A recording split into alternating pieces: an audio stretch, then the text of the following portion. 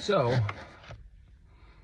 I put some molten chocolate in the freezer, and I pulled it out, and I'm noticing that even though it was still really cold, it was still molten and not solid. I knew over kind of time that it would kind of crystallize and get firm again.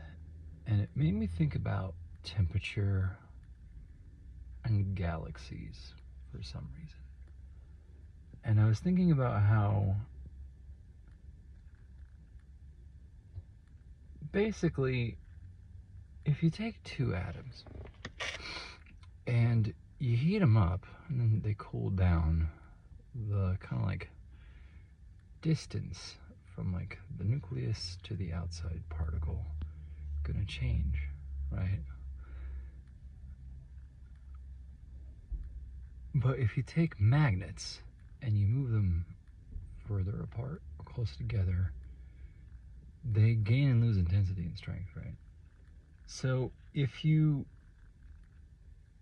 essentially have galaxies moving apart and the gravity is consistent, but especially when you kind of get the rotation of the particles around a black hole, and you start probably getting some like biasing of like the various kind of like orbital spins of the material in a galaxy, and that's slowly moving like this. Is that dark energy? In other words, if everything is kind of an electromagnet that's getting a little bit less strong,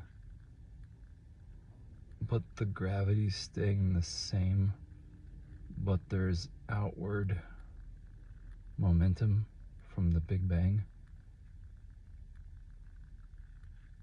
would nerds be silly enough to interpret that as there must be like a different form of matter in the universe that we can't explain? And if that's true, would they ever have the ability to emit it?